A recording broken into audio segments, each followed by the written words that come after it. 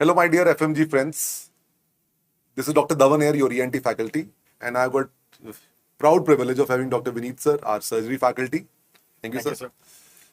And ये session उन बच्चों के लिए है जो FMG एग्जाम देने जा रहे हैं दिसंबर 2021 में, और मैं इसको बिल्कुल बेसिक रखना चाहूंगा और डॉक्टर विनीत से एक बात पूछूंगा कि अगर सर आपको एक गुरु मंत्र देना हो इन बच्चों के लिए जो इस एग्जाम की तैयारी कर रहे हैं, तो आपका इतना एक्सपीरियंस है इन बच्चों के साथ, क्या लगता है कि आप क्या कहना चाहेंगे जिससे इन बच्चों का सक्सेस होने के चांस बहुत बढ़ जाएं और ये बच्चे आपकी बात से फायदा उठा पाएं?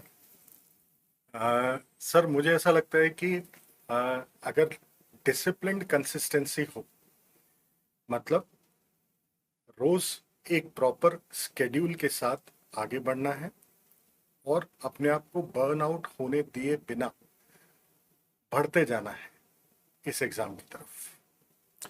सर ने दो बहुत अच्छे वर्ड बोले, डिसिप्लिन एंड कंसिस्टेंसी, और ये मेरे बड़े फेवरेट वर्ड है। लोग बोलते हैं कि डॉक्टर धवन आप मोटिवेट करते हो। ऑनेस्टली मैं सच सच बताऊं, मुझे मोटिवेशन पे कोई ज्यादा विश्वास नहीं है। मोटिवेशन की सर शेल्फ लाइफ थोड़ी कम होती है। मोटिवेशन ऐसे है जैसे आपने उधार लिया हो किसी से, उधार मांग लिया भाई, और उधार की चीज ना थोड़ी कम चलती है सर।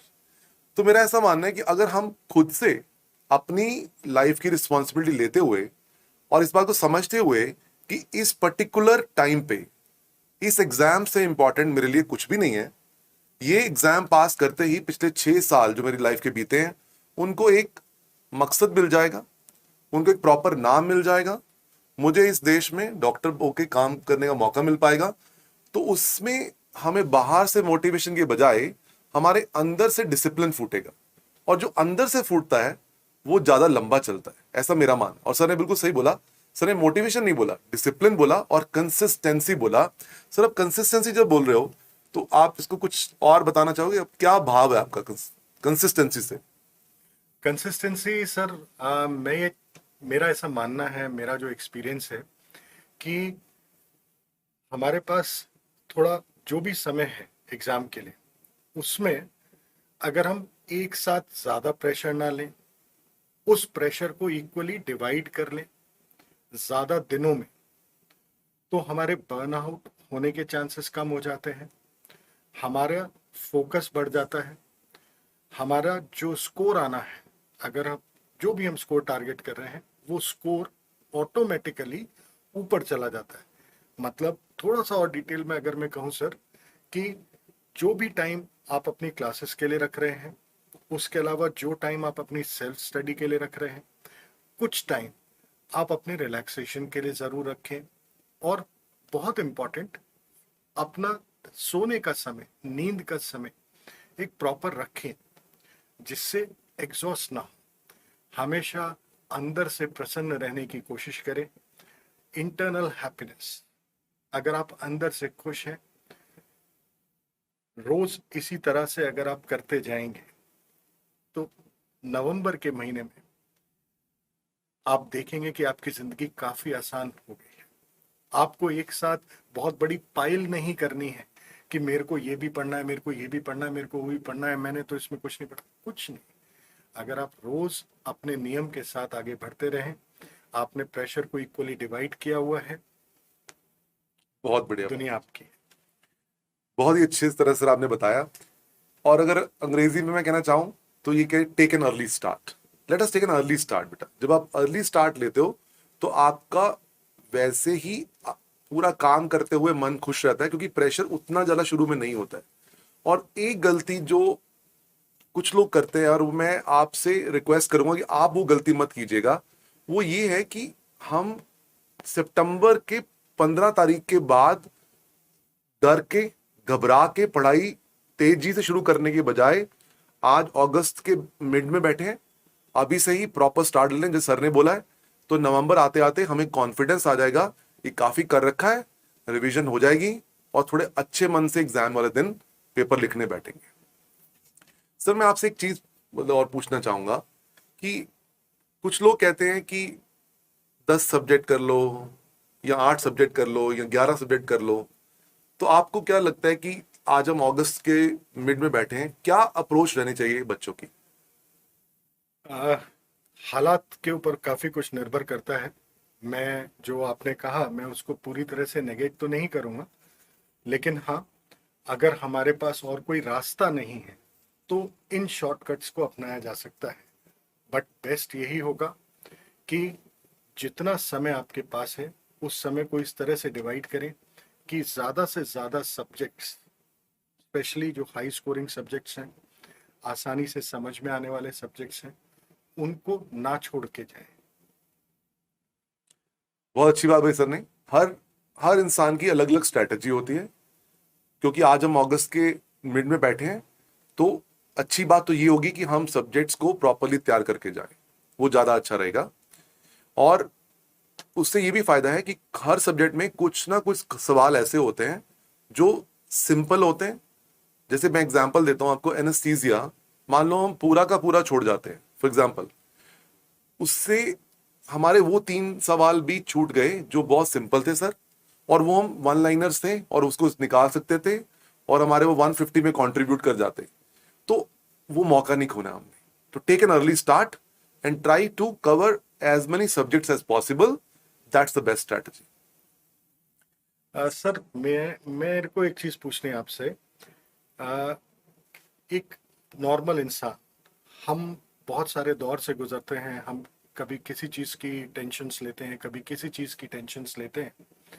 कभी हालात ऐसे होते हैं जो हमें फोर्स करते हैं कुछ नेगेटिव थॉट्स लेके आए। क्या ये नेगेटिव थॉट्स, क्या हम ऐसा कर सकते हैं जो ये नेगेटिव थॉट्स हमसे दूर रहें?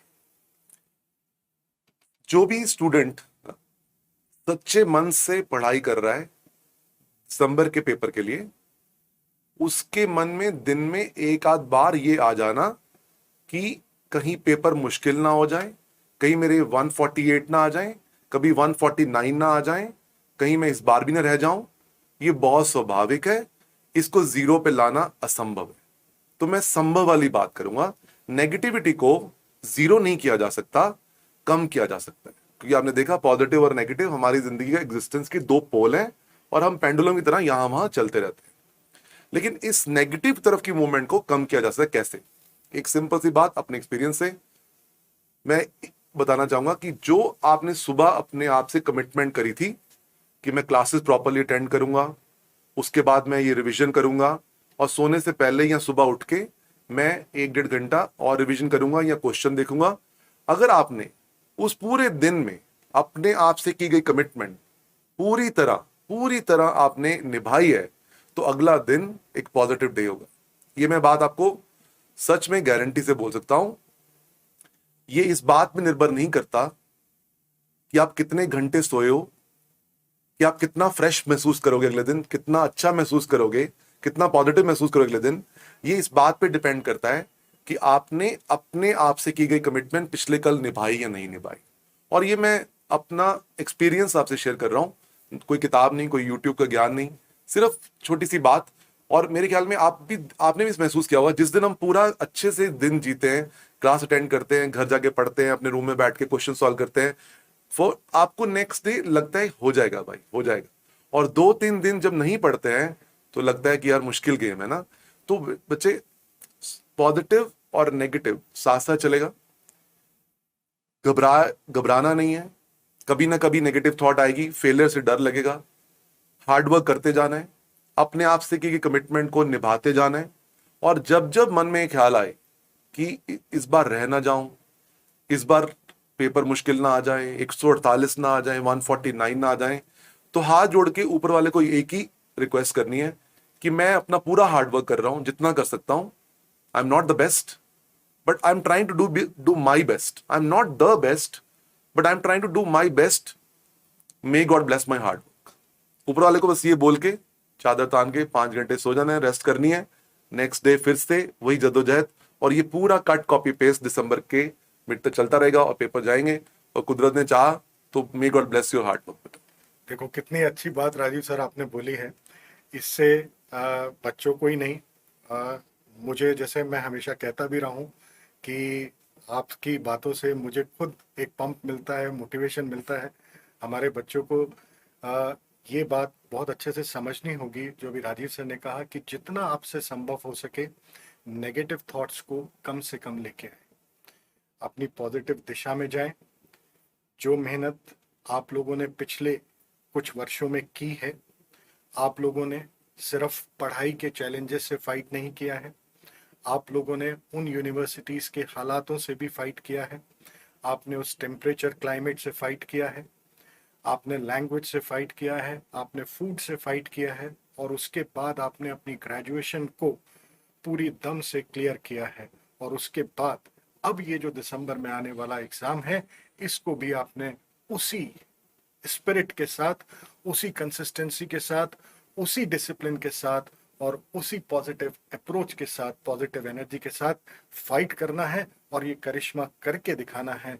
और मैं ये दावे के साथ कह सकता हूँ सर, जो हम लोगों का इतना पास्ट एक्सपीरियंस रहा भी है, कि बेटा अगर आप स्ट्रिक्ट फोकस्ड रहेंगे, इन चीज़ों को फॉलो करते रहेंगे, तो दुनिया की कोई ताकत आपको हरा नहीं पाएगी और दिसंबर में आप जीत का परचम लहराएंगे। और ईश्वर करे आपके पेरेंट्स की ब्लेसिंग्स हमेशा आपके साथ रहें। Thank you very much sir for such a brilliant advice to the students. And हमारी एक ही दुआ है बेटा, may everyone pass बेटा, may everyone who is working hard should pass, may every parent should feel proud of their children, and that is our best reward as a faculty, as an institute. Thank you very much. God bless you.